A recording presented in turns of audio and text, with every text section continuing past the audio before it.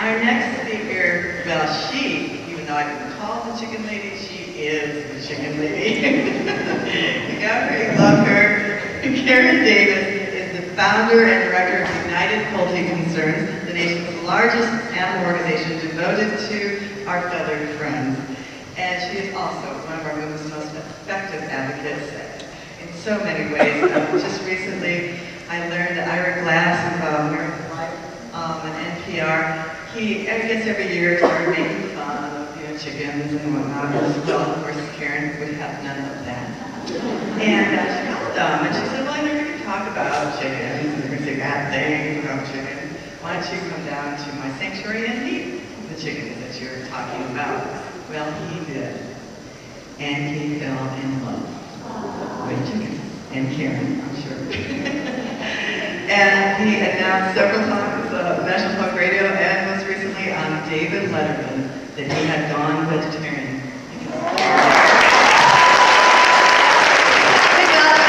Karen Davis.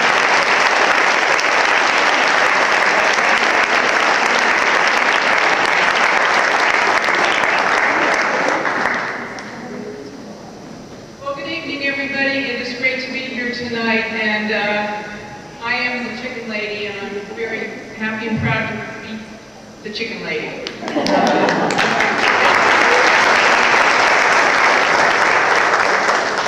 I didn't grow up around chickens, but I met a chicken named Viva, who I have written extensively about and described how deeply she moved me and how she became instrumental in my decision in 1990 to start an organization on behalf of chickens, turkeys, and ducks and other domesticated fowl, United Poultry Concerns.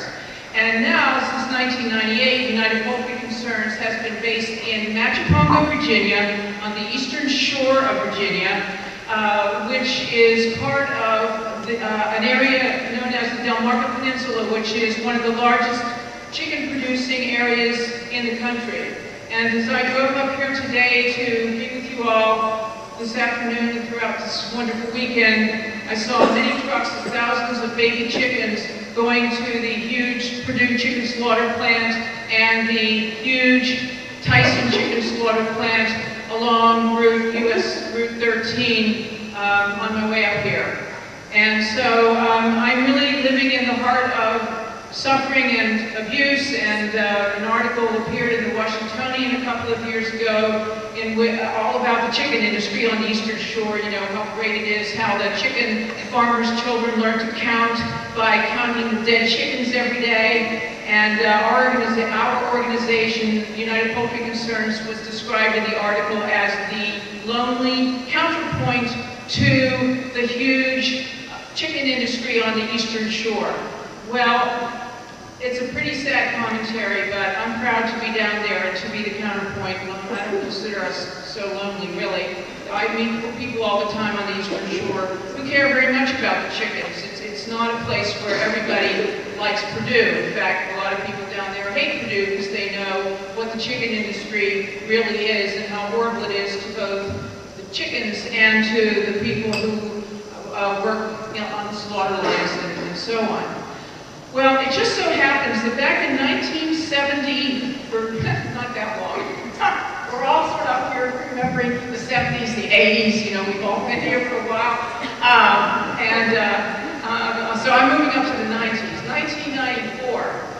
When I got involved in the animal rights movement, I really engaged in every type of demonstration on behalf of every type of abused animal here in the Washington, D.C. area.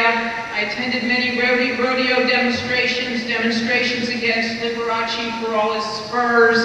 I did some volunteer work at Farm Animal Reform Movement, met a lot of wonderful people through this early volunteer work. But there's no question that, and then I did some volunteer work at Farm Sanctuary.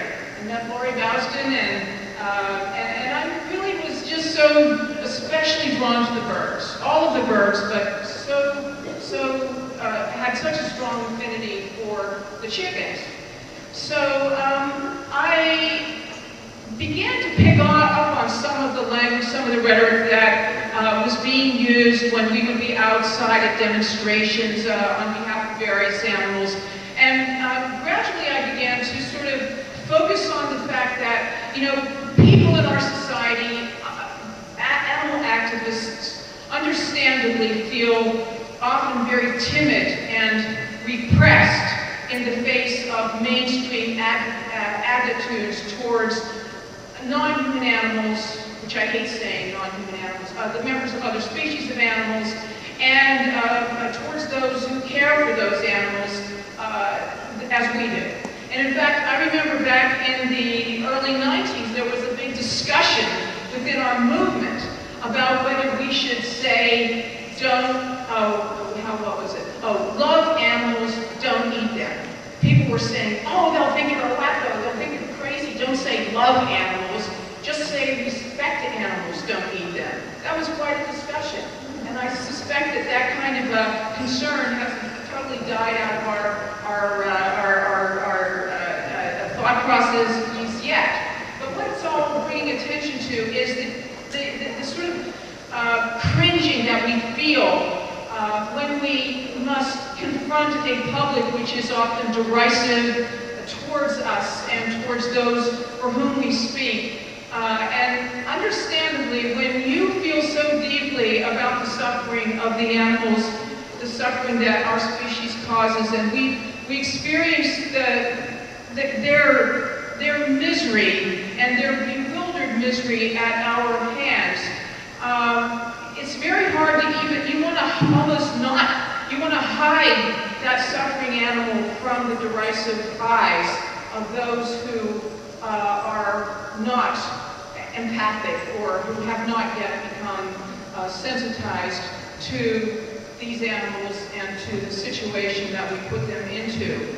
So people begin to become what I have termed apologetic, without being aware of becoming apologetic, feeling that they need to kind of cringe a little and say what I've kind of epitomized as, I know a lot of, as they start to advocate for animals, they start the sentence by saying to the other side, the adversary, or just the mainstream public, whoever, I know a lot of people think I'm a wacko because I care about animals, or more specifically, because I care about pigeons.